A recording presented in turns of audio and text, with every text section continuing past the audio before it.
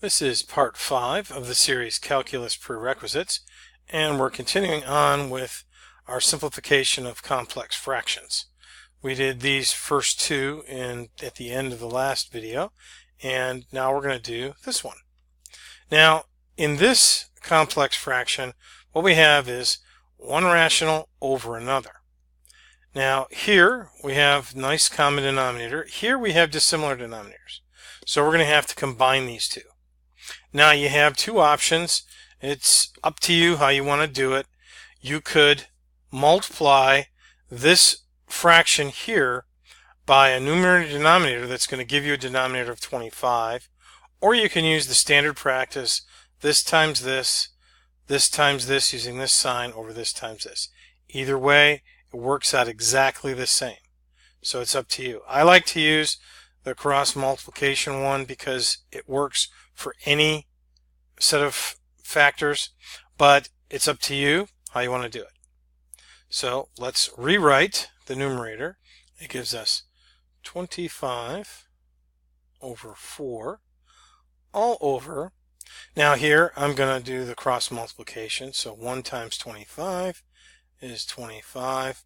5 times 4 is 20 over 5 times 25. So this times this times this, using that sign, over this times this. For the next piece, I'm going to take advantage of a common algebraic technique. I'm going to change this division into a multiplication. And the way you do that is by taking the reciprocal of the denominator. So I'm going to rewrite this stuff up here. And I'm going to rewrite my numerator. So it's 25 over 4. And I'm changing this to a multiplication. So I'm going to write this as a multiplication, and I'm going to take the reciprocal of this. So that's 5 times 20 over 25 plus 20. So 25 plus 20. So now you can see with one move, we've greatly simplified our expression. Now we can manipulate this a lot easier. We can see here, because this is a multiplication, I have 20 divided by 4. Well, we know 20 divided by 4 is 5. And 5 times 5 is 25. So this numerator can be rewritten as 25 times 25. And then we have 25 plus 20 is 45. Now we just have to multiply this out. This gives us 625 over 45, and this simplifies to 125 over 9. So this whole nasty complex fraction simplifies down to that, just based on a little bit of algebra. All right, let's do this one down here now. So here we're going to have to get a common denominator here.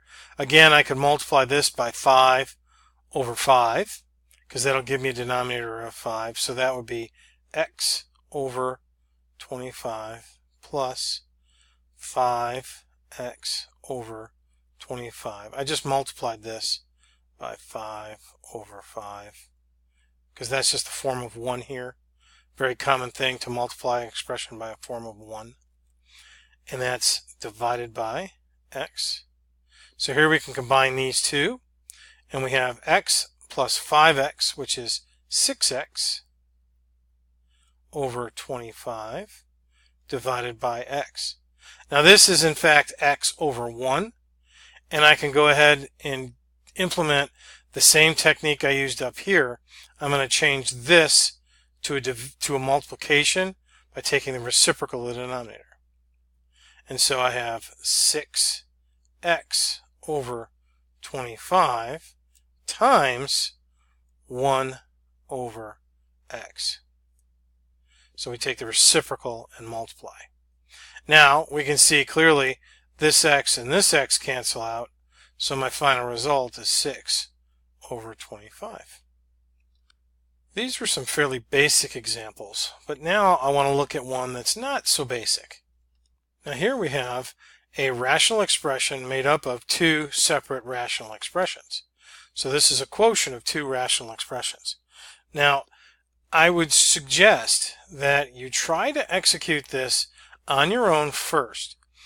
And it's an excellent example of what you need to do to track your work, to organize your work. If your work is haphazard, you're going to get lost halfway through this thing and make some silly mistakes. And so it's an excellent exercise in organizing your work and tracking each step by step. So I would suggest you pause the video now, try to work this problem, and then come back and see if your result matches what we get. Alright, well, the assumption is that you paused it and tried to work this out. Now let's see what we get when we do this. Now there's any number of ways to start this, but I'm just going to go ahead and start with the numerator. And I need to combine these in such a way that I have a common denominator here.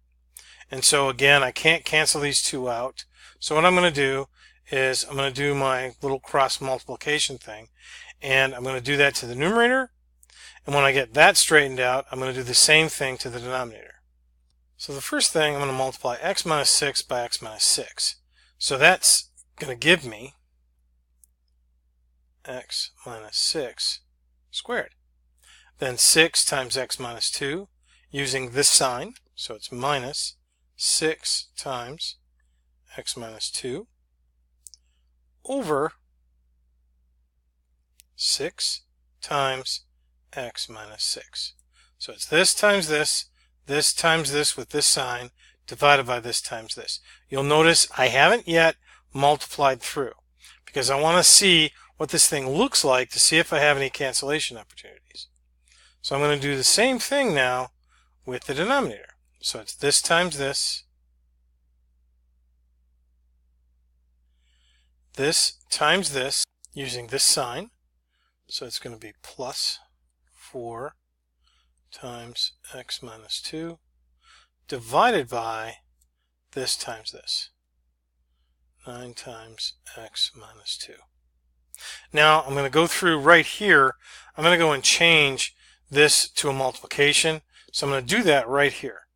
I'm going to change this now, and I'm going to take the reciprocal of this denominator. So that's 9 times x minus 2 over this piece. 9 times 36 plus 4 times x minus 2. And this guy goes away now. So this is what I now currently have. Now this puts it into a form where I can quickly look and see, well, I really don't have any common factors in the numerator and denominator. This only has one x minus 6 and an x minus 6. There's no x minus 6 here. There's no x minus 2 down here. There's one down here, but only one up here and one over here. There's not one over here. So I don't have any common factors, no common 9s. So I'm just going to have to go ahead and start multiplying through. So that's when this gets ugly. So I'm going to expand this squared binomial. And to expand a squared binomial, you know, this is simply x minus 6 times x minus 6. But the easy way to expand these is the first term squared. This times 2, so minus 12x. And the last one squared, plus 36 minus 6x plus 12. So that expands this guy. Now we want to go ahead and expand this and put it down here. So we have 9x minus 18. Now we put all this over the top of these things. So we have 6x minus 36 times, and we're going to multiply this out. 9 times 30 is 324 plus 4x minus 8. Now let's go up to here. So let's take this and move it all the way up here and continue to work through this. Now what we want to do is we want to multiply this piece by this piece. And so the first thing we're going to get is, well, first let's simplify this, because we have some terms in here that we want to simplify. So here we have an x squared, so that's x squared, and we have a negative 12x and a negative 6x, which gives us a negative 18x. And here we have 36 and 12, which is 48. And here we just have this piece. So let's go ahead and rewrite that. So that's 9x minus 18. And then that's all over the simplification of this. So we'll just rewrite 6x minus 36. So that's 6x minus 36. And in this, we have 324 minus 8 gives us 316 plus 4x. Now we can go ahead and start multiplying through here. And so this times this is 9x to the third. This times this is minus 18x squared. This times this is negative 162x squared. And this times this, that's 18 squared, which is 324x. So that's plus 324x. And then it's this times this, so 48 times 9 is 32x. So that's a plus 432x. And then 48 times negative 18 is negative 864. And that's going to be over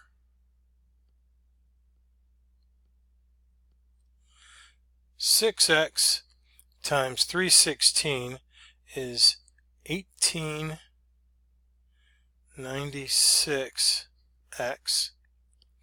And this times this is simply 24x squared. So that's going to be plus 24x squared. So it's this times this, this times this, this times this. So negative 36 times 316 is negative 11,376. And this times this is negative 144x. Now let's simplify the numerator. And this comes out to, this just copies down, 9x to the third. And here we have two x squared terms, which gives us negative 180x squared. And then we have two x terms, which 324 and 432 is 756x. And we just copy the 864 down. And that's all over. So here we have 24x squared, so that goes first. And then we have two x terms. So 1836 minus 144 is plus 1752x. And then we have this negative 11,376 that we copy down. Now from here, that's all we have to do is notice that there's a common 9 factor in each one of these terms, and here there's a common 24. So I'm going to pull a 9 out of the numerator and a 24 out of each term in the denominator. And the very last piece here is that there's a common 3 here. So 9 divided by 3 is 3, 24 divided by 3 is 8. So it's 3 times this over 8 times this, and that is our final simplification of this beast. In the next video, we're going to move on to a different topic, so I will talk to you in the next video.